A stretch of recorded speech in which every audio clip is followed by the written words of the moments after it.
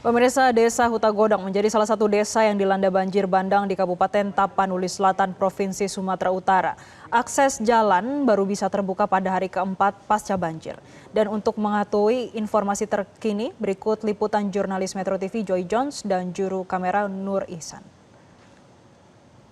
Pemirsa, saat ini saya berada di Desa Hutagodang, Kecamatan Batang Toru, Sumatera Utara. Pemirsa bisa dilihat ini adalah pasca kejadian di hari yang keempat. Pemirsa bisa dilihat bahwa memang banjir bandang ini mencapai 2,5 meter dan menghancurkan atau menyapu rumah masyarakat di desa ini. Bisa dilihat di layar kaca Anda pemirsa, ini adalah salah satu rumah di desa ini yang hancur cukup parah. Tidak hanya ini saja pemirsa, ini rumahnya masih terlihat berdiri namun sudah tersapu dengan material seperti pasir, tanah, dan juga batu. Namun tidak hanya itu saja pemirsa, banyak juga rumah yang sudah hancur dengan tanah atau rata dengan tanah. Saat ini akses di hari ini di mana saya berada itu adalah hari pertama di mana akses jalan bisa menuju ke desa ini. Pemirsa bisa dilihat bahwa memang bantuan untuk saat ini baru saja pada pembersihan atau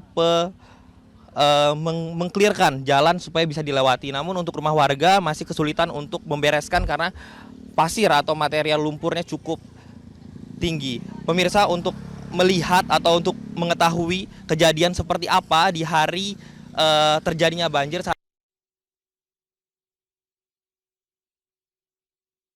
Pak boleh diperkenalkan Pak namanya dan kepala desa mana?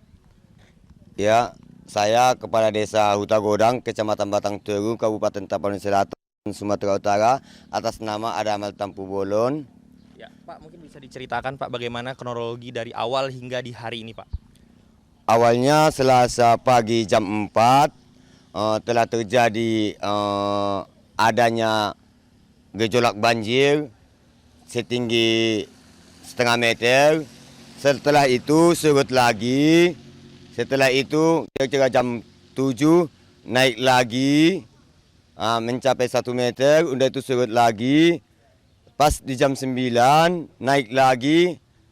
Jelasnya saya keliling desa menyerahkan masyarakat untuk naik ke pasar dan ke rumah-rumah bertingkat. Setelah itu tengah 11 datanglah banjir bandang yang menghanyutkan kayu-kayu besar hingga desa kami habis total. Jumlah penduduk kami kurang lebih 500 kakak, kalau dihitung jiwa itu lebih dari 2.000 jiwa. Jadi kami bisa dapat bantuan ataupun akses jalan ke sini masih setelah 3 hari kejadian. Pak ini kan di hari yang keempat itu masyarakat bagaimana Pak pengungsian dari hari pertama sampai hari ini Pak? Itu sebelum ada kendaraan bisa masuk kami gotong lah beramai-ramai. Intinya setelah air surut, kami bersama anak-anak muda bersama-sama mengangkat, menggendong ataupun ditandulah nenek-nenek yang sudah tua ke desa Batu Hula. Setelah di Batu Hula baru bisa mendapatkan perawatan dan makanan. Pak untuk sampai saat ini Pak, apa sih Pak kesulitan dari masyarakat? Apakah pengungsi atau bagaimana Pak? Ya kalau kami masyarakat belum bisa untuk tinggal di sini, kami hanya bisa memantau-mantau desa ini. Kalau kami masih mengharapkan masih tetap tinggal di desa Batu Hula ataupun di desa Aik Pining untuk mendapatkan bantuan dari pemerintah berupa makanan dan obat-obatan. Oke. Pak, ada harapan nggak Pak terkait dengan alat berat atau apa Pak untuk diturunkan untuk membantu proses pembersihannya Pak? Dari semalam kemarin pagi sudah masuk alat berat 2 untuk membersihkan jalan. Makanya kendaraan bisa masuk untuk mengevakuasi masyarakat kita yang masih ada tertinggal di sini. Oke. Pak harapannya apa Pak terakhir Pak untuk pemerintah mungkin bantuan-bantuan? Iya, harapan kami kepada Bapak Presiden ataupun pemerintah pusat, mohonlah kami diperhatikan dan kami tidak bisa berbuat apa-apa lagi. Desa kami ini sudah habis total, fasilitas air pun tidak ada lagi, makanan pun tidak ada lagi.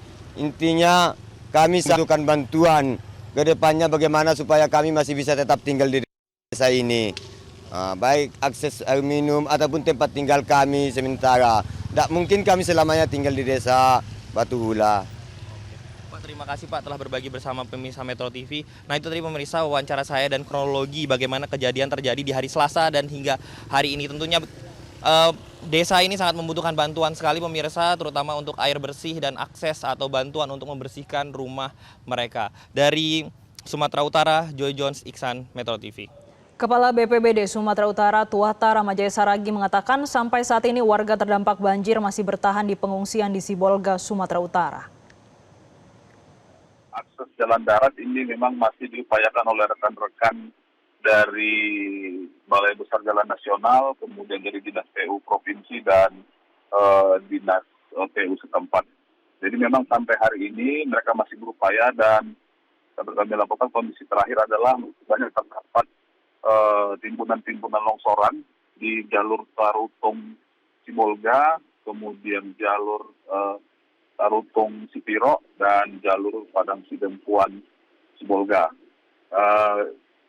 Artinya pantauan masih berupaya sampai hari ini dan jumlah korban artinya masih sangat dinamis ya karena keterbatasan informasi yang bisa kami terima. Di mana saat ini memang sinyal komunikasi itu sangat-sangat parah, tidak bisa terhubung di dua kabupaten kota tersebut yaitu di Taptem dan Sibolga, Mbak. Jadi upaya-upaya yang dilakukan oleh pemerintah setempat, mereka menggunakan Starlink dan kadang-kadang bisa terhubung, kadang-kadang tidak. Jadi memang komunikasi masih sangat-sangat sangat-sangat minim. Dan pemerintah Provinsi Sumatera Utara telah melakukan upaya untuk mengumpulkan bantuan donasi kepada kabupaten kota tersebut, Taptem dan Sibolga. Ini rencana pada hari ini akan diberangkatkan lewat jalur udara, Mbak Valeri.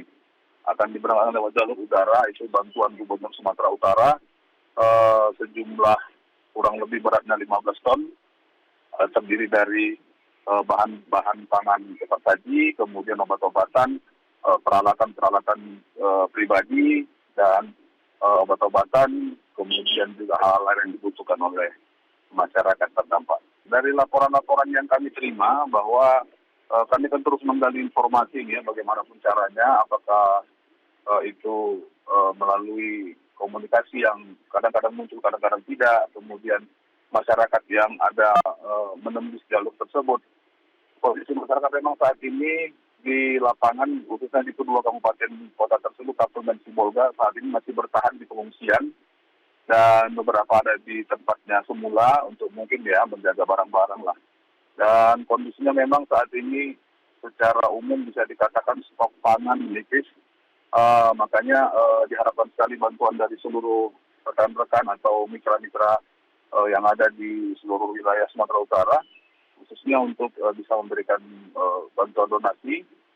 Dan seperti disampaikan tadi bahwa hari ini sekitar pukul 2 nanti akan diterbangkan Hercules di bantuan Gubernur Sumatera Utara sebanyak 15 ton lebih, Mbak. Itu, Mbak. Evakuasi ini terberatnya adalah yang pertama sekali memang jalur yang sulit diakses ya, Mbak ya.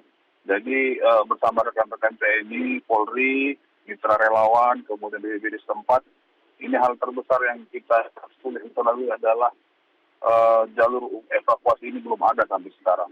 Dan cuaca juga yang belum stabil, bahkan sampai hari ini masih turun hujan, walaupun intensitasnya ringan, namun durasinya masih cukup panjang, dan kadang-kadang berubah, tiba-tiba potensi longsor juga masih sangat tinggi, Mbak, di beberapa titik itu, sehingga ini menjadi kendala-kendala kami, di mana juga masih banyak ya, ada laporan-laporan yang kami terima, masih banyak yang tertimbun di bawah, artinya beberapa yang tertimbun di bawah ini harus melakukan upaya-upaya lebih, terutama alat berat harus kita gunakan, di mana juga alat berat ini masih terbatas jumlahnya, sehingga harus berbagi antara mencari korban dengan manual atau menggunakan alat berat untuk membuka jalan. Demikian. Jelajahi cara baru mendapatkan informasi. Download Metro TV Extend sekarang.